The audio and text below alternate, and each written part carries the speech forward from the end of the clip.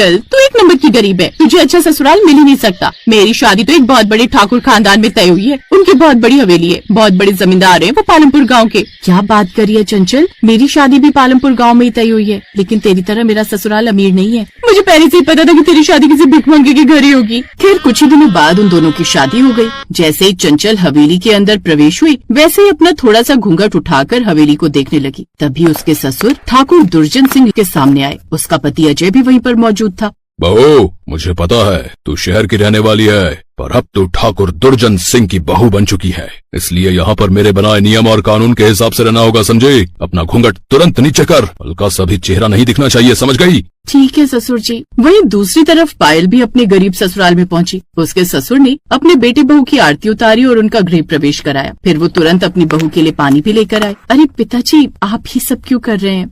बेटी तेरी सास तो है नहीं, इसलिए सारा काम मुझे ही करना पड़ेगा। लेकिन वो कुछ बोल नहीं पा रही थी। वहीं दूसरी तरफ पायल भी खाना बनाकर लाई और अपने ससुर और विक्रम को परोस कर एक किनारे खड़ी हो गई। वो दोनों जमीन पर बैठकर खाना खा रहे थे। तभी उसके ससुर गजोधर ने कहा, बहू तुमने खाना तो बहुत स्वादिष्ट बनाया है, तुम भी हमारे साथ बैठकर खाओ।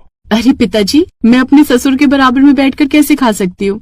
बेटी मैंने अभी तक तुम्हें एक भी बार बहू कहा? मैं तो तुम्हें बार बार बेटी कहकर बुला रहा हूँ ना, और एक बेटी तो अपने पिता के साथ खाना खा ही सकती है। अरे पायल, ज्यादा यहाँ पर शर्माने की जरूरत नहीं है, तुम हम सबके साथ बैठकर खाना खाओ ना। उनके बार बार कहने पर पायल भी उन लोगों के साथ बैठकर खाना खाने लगी। खैर खाना खाने के बाद उसके ससुर ने उसे एक हार दिया।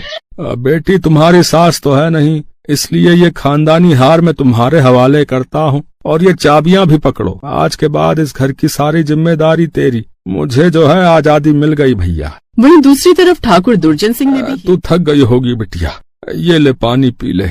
विक्रम बेटा, तू बहू को कमरे में लेकर जा, थोड़ा आराम कर लेगी। है ठीक है पिताजी। लेकिन पिताजी, आज तो मेरी पहली रसोई है ना? अरे बेटी, इस घर में सिर्फ हम 3 लोग हैं, खाना बनाने में कितना टाइम लगेगा? है पहले आराम कर ले, उसके बाद खाना बनाना। अपने ससुर के कहने पर पायल कमरे में चली गई, लेकिन थोड़ी देर में वो रसोई घर जाकर खाना बनाने लगी। वहीं दूसरी तरफ चंचल भी अपने किचन में गई, जो बहुत ही आलीशान था। वो भी तुरंत खाना बनाने लगी। खैर थोड़ी देर में वो खाना बनाकर ले आई और वो भी अपने ससुर और पति के साथ टेबल पर बैठकर खाने लगी। तभी ठाकुर दुर्जन सिंह गुस्से में खड़े हुए। तेरे माँ बाप ने तुझे संस्कार नहीं सिखाए क्या?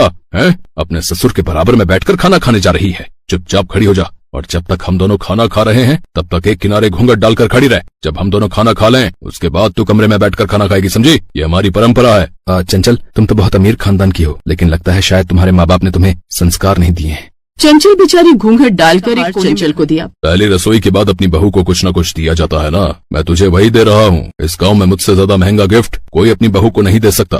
बेचारी चंचल पहले दिन ही इतनी फ्रस्ट्रेटेड हो गई कि उसने खाना खाया ही नहीं। सुहागरात के समय उसने अपने पति से कहा, अजय तुम्हारे घर में तो कुछ ज्यादा ही बंदिशें लगाई जा रही हैं। खबरदार, जो इसे बंदिशा कहा तो ये इस घर की परंपराएं हैं। वहीं दूसरी तरफ आज पायल और विक्रम की भी सुहागरात थी। विक्रम, ससुर जी तो मुझे बिल्कुल पिता जैसा प्यार करते हैं, ऐसा ससुर भगवान हर किसी को दे। पायल, मेरे पिताजी तो ऐसे ही हैं। इस घर में तुम्हें वो कभी ऐसा महसूस नहीं होने देंगे कि तुम उनकी बहू हो, बल्कि तुम्हें बिल्कुल बेटी जैसा महसूस हो। खैर अगले दिन क्या सोचा था और क्या हो गया। सोचा था अमीर घर की बहू बनूंगी तो खूब ऐश करूंगी। घुटन होने लगी है इस हवेली में, थोड़ी देर गाँव घूम कर आती हूँ। चंचल ने जैसे ही पहला कदम चौखट के बाहर रखा, अरे तेरे अंदर कुछ शर्म हया है या नहीं? है ठाकुर दुर्जन सिंह की बहुएं घर के बाहर 4 दीवारी से अकेले बाहर नहीं निकलती। चल चुपचाप घर के अंदर चल, तुम्हें जिस भी चीज की जरूरत होगी सब कुछ तुम्हें यहीं मिलेगा। बाहर जाने की दोबारा कोशिश भी मत करना, समझी?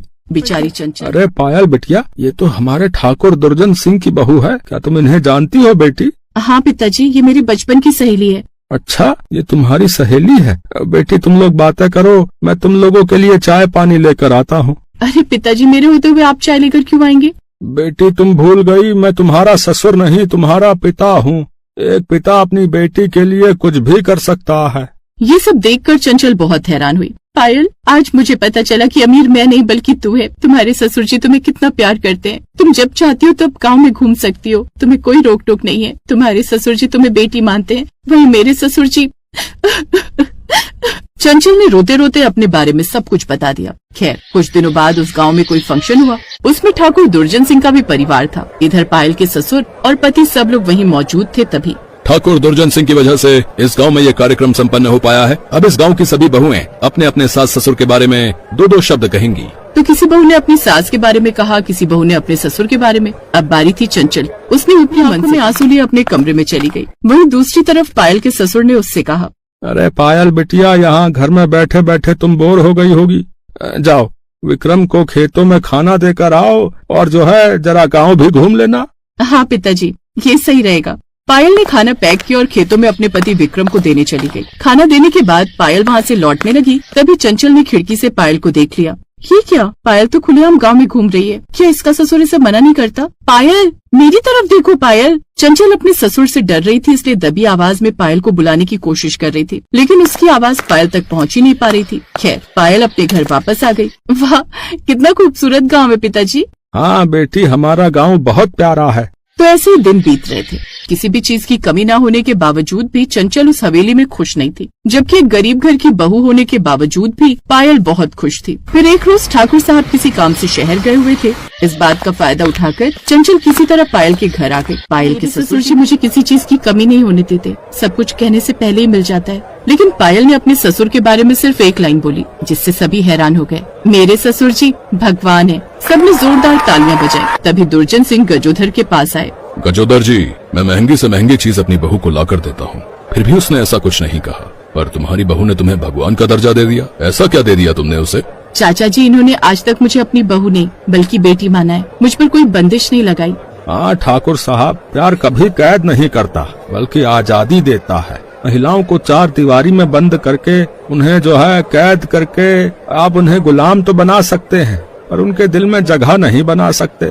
गजोधर जी, सच में आप दिल से बहुत अमीर हैं और मैं दिल का बहुत करीब। चंचल, आज के बाद तुम भी मेरी बहू नहीं बल्कि बेटी हो। अब तुम खुलकर अपनी जिंदगी जी सकती हो। उस दिन के बाद चंचल को भी आजादी मिल गई। उसने पायल का धन्यवाद किया और पुराने